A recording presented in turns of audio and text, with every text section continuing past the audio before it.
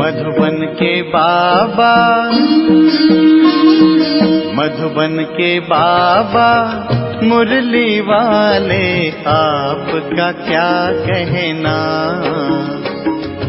आपका क्या कहना। ओम शांति।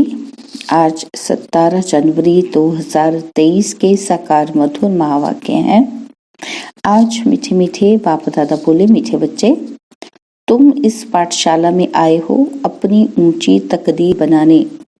तुम्हें निराकार बाप से पढ़कर राजाओं का राजा बनना है। बाबा ने कहा, मीठे बच्चे, तुम इस पाठशाला में आए हो अपनी ऊंच तकदीर बनाने।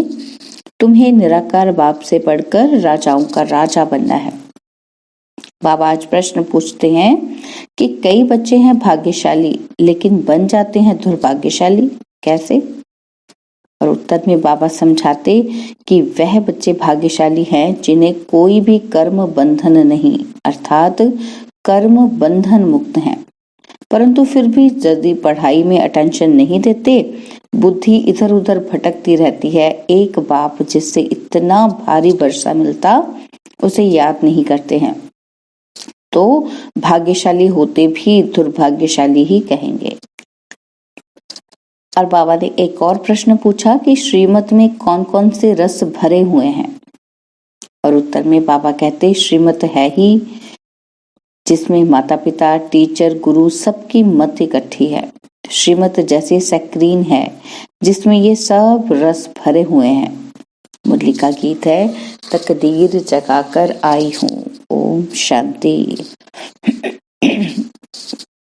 शिव भगवान उवाच, मनुष्य जब गीता सुनाते हैं तो श्री कृष्ण का नाम लेकर सुनाते हैं। यहाँ तो जो सुनाते हैं कहते हैं शिव भगवान उवाच। खुद भी कह सकते हैं शिव भगवान उवाच, क्योंकि शिव बाबा स्वयं ही बोलते हैं। दोनों इकट्ठे भी बोल सकते हैं।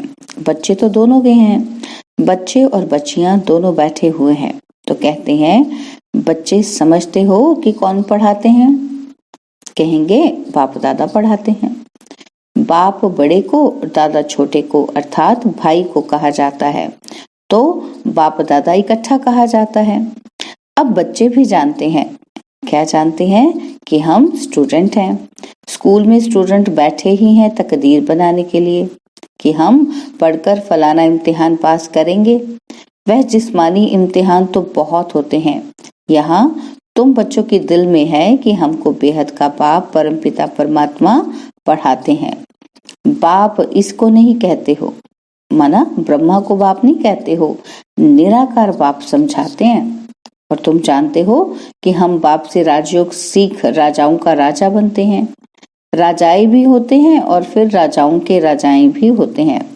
जो राजाओं के राजाएं हैं उनको राजाएं भी पूजते हैं। यह रिवाज भारत खंड में ही है। पतित राजाएं पावन राजाओं को पूजते हैं।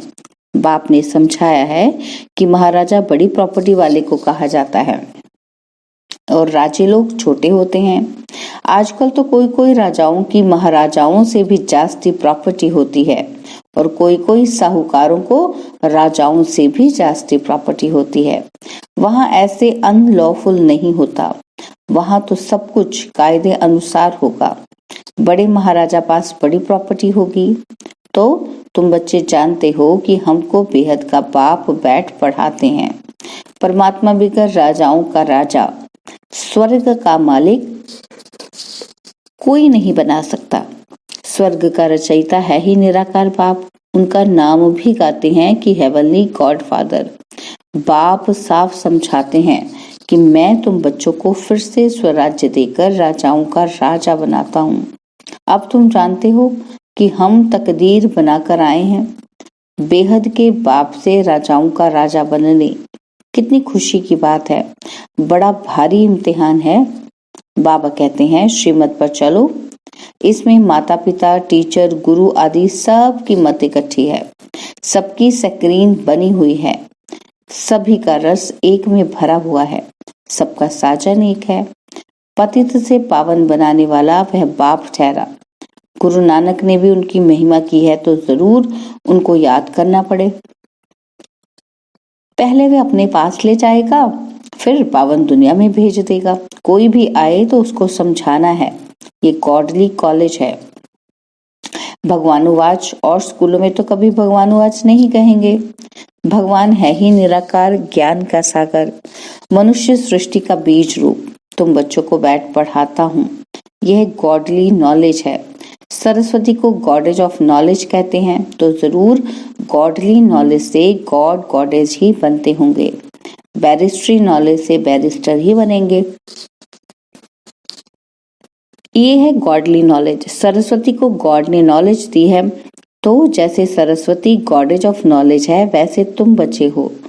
सरस्वती को बहुत बच्चे हैं ना, परंतु हर एक गॉडेज ऑफ नॉलेज कहलाया जाए ये हो नहीं सकता।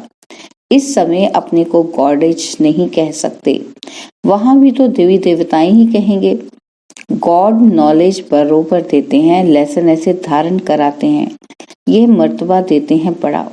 बाकी देवताएं गॉड गॉडेज तो हो नहीं सकते। यह माता पिता तो जैसे कि गॉड गॉडेज हो जाते हैं, परंतु है तो नहीं ना। निराकार बाप को गॉड फादर कहेंगे, इन साकार को ब्रह्मा को थोड़े गॉड कहेंगे। ये बड़ी गुह्य बातें हैं। आत्मा और परमात्मा का रूप और फिर संबंध कितनी गुह्य बातें हैं। वह जिस्मानी संबंध काका चाचा मामा आदि तो कॉमन है, और यह तो है रूहानी संबंध। समझाने की बड़ी युक्ति चाहिए। माता पिता अक्षर गाते हैं तो जरूर कोई अर्थ है ना। वह अक्षर अविनाशी बन जाता है, भक्ति मार्ग में भी चला आता है। तुम बच्चे जानते हो कि हम स्कूल में बैठे हैं, पढ़ाने वाला ज्ञान सागर है, इनकी आत्मा भी पढ़ती है। इस आत्मा का बाप वह परमात्मा है जो सभी का बाप है, वह पढ़ाते हैं। उनको गर्भ में तो आना नहीं है, तो नॉलेज कैसे पढ़ाए? वह आते हैं ब्रह्मा के तन में। उन्होंने फिर ब्रह्मा के बदले श्री कृष्ण का नाम डाल दिया है। यह भी ड्रामा में है। कुछ भूल हो तब तो बाप आकर इस भूल को करेक्ट कर अभूल बनाए। निराकार को ना जानने के कारण ही मूंझ गए हैं।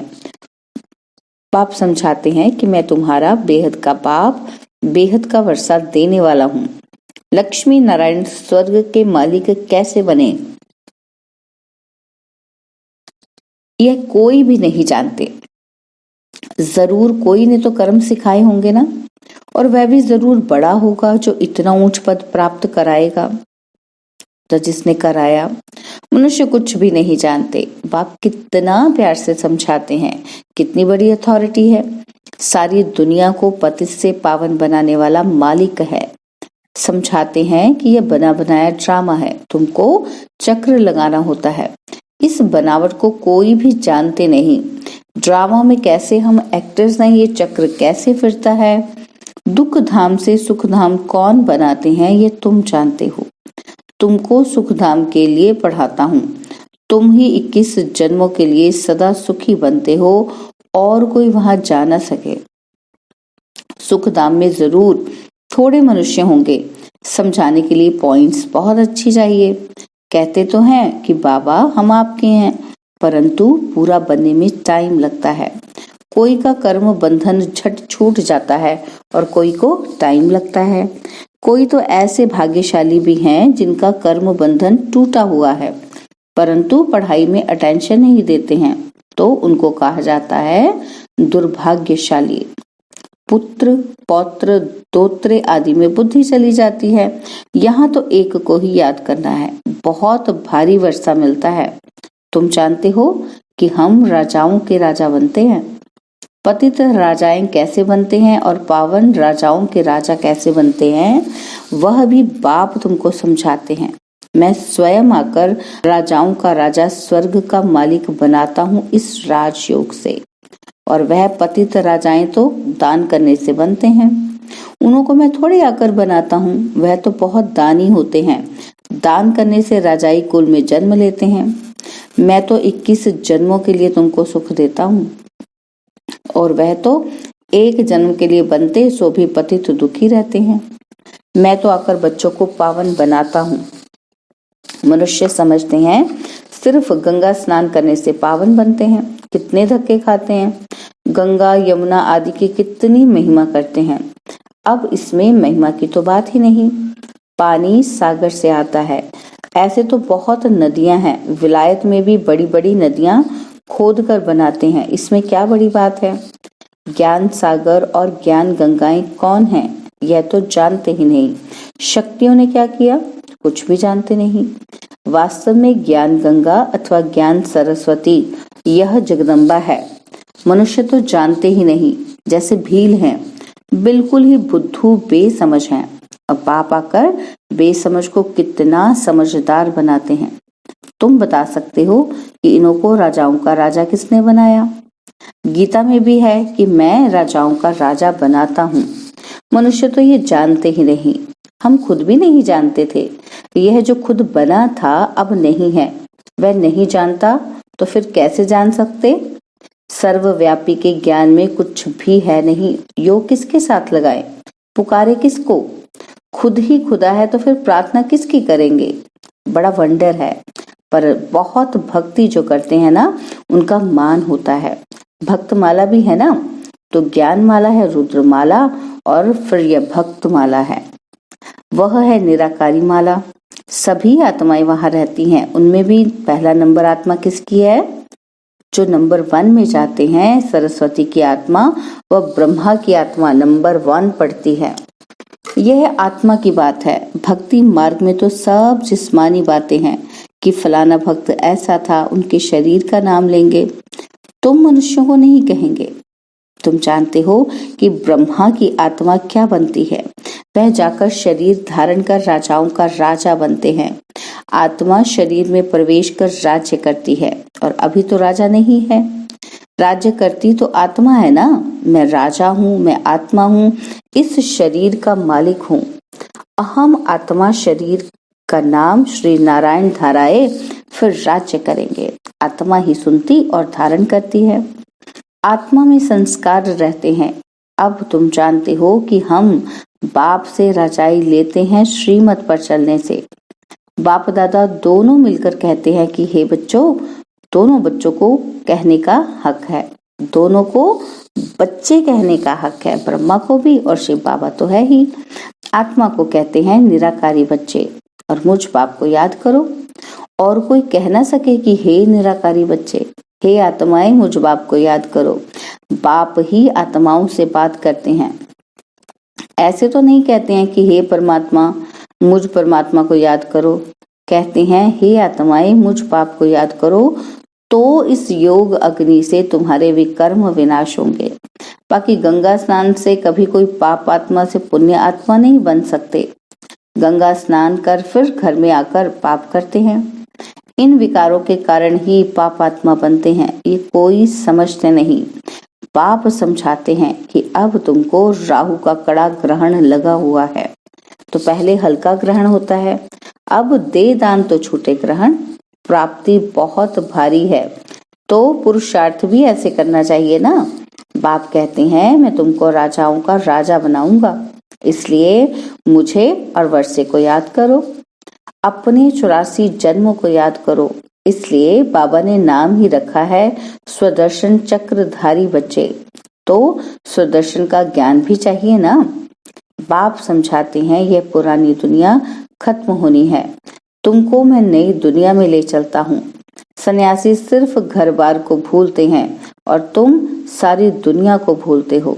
यह बाप ही कहते हैं कि अशरीरी बनो, मैं तुमको नई दुनिया में ले चलता हूँ। इसलिए पुरानी दुनिया से, पुराने शरीर से ममत्व तोड़ो, और फिर नई दुनिया से मैं तुमको नया शरीर मिलेगा। देखो श्री कृष्ण को श्याम सुंदर कहते हैं, और सत्युग में वह गोरा था, अब अंतिम जन्म में काला हो गया है। तो कहेंगे ना श्याम ही सुंदर बनता है, और फिर सुंदर से श्याम बनता है, तो नाम रख दिया है श्याम सुंदर।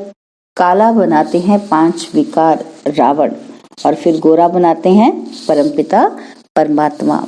चित्र में भी दिखाया है कि मैं पुरानी दुनिया को लात मार गोरा बन रहा हूँ।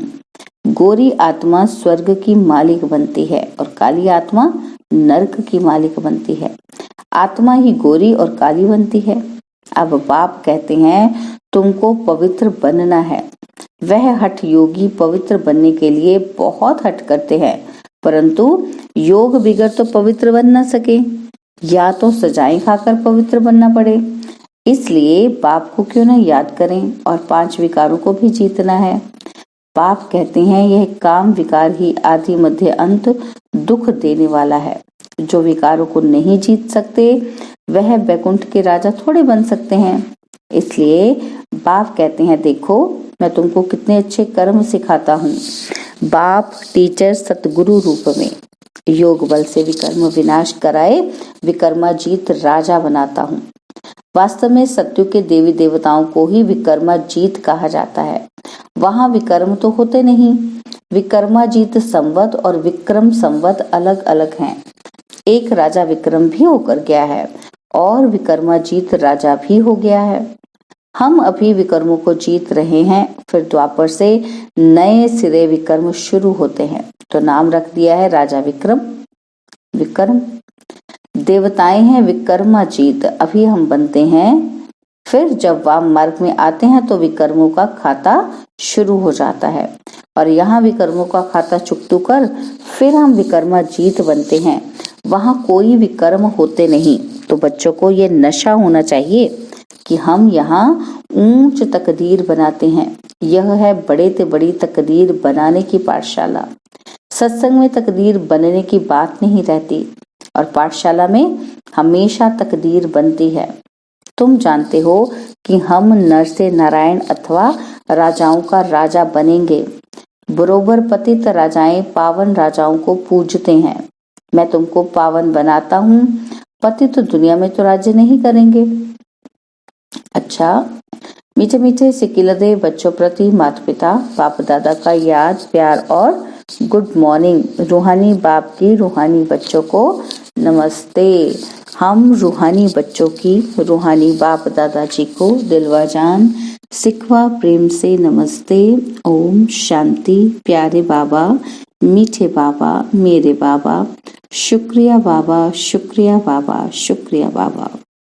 धारणा के लिए मुख्य सार है। पहला पॉइंट है बुद्धि में सुदर्शन चक्र का ज्ञान रख राहु के ग्रहण से मुक्त होना है। श्रेष्ठ कर्म और योग बल से विकर्मों का खाता चुकतू कर विकर्माजीत बनना है। और सेकंड पॉइंट है अपनी ऊंची तकदीर बनाने के लिए पढ़ाई पर पूरा पूरा ध्यान देना है। बाबा ने आज वरदान दिया कि बाह्य मुक्ता के रसों की आकर्षण के बंधन से मुक्त रहने वाले जीवन मुक्त भव। बाह्य मुक्ता के रसों की आकर्षण के बंधन से मुक्त रहने वाले जीवन मुक्त भव। बाह्य मुक्ता अर्थात व्यक्ति के भाव, स्वभाव और व्यक्त भाव के वाइब्रेशन, संकल्प, बोल और संबंध संपर्क द्वारा एक दो को व्यर्थ की तरफ उकसाने वाले, सदा किसी न किसी प्रकार के व्यर्थ चिंतन में रहने वाले, आंतरिक सुख, शांति और शक्ति से दूर यह बाह्य मुक्ता के रस भी बाहर से बहुत आकर्षित करते हैं। इसलिए पहले इसको कैंची लगाओ। यह रस ही सूक्ष्म बंधन बन सफलता की मंजिल से दूर कर देते हैं और जब इन बंधनों से मुक्त बनो तब कहेंगे जीवन मुक्त। स्लोगन है जो अच्छे बुरे कर्म करने वालों के प्रभाव के बंधन से मुक्त साक्षी व रहम दिल हैं वही तपस्वी हैं। जो अच्छे बुरे कर्म करने वालों के प्रभाव के बंधन से मुक्त साक्षी व रहम दिल हैं वही तपस्वी हैं। ओम शांति।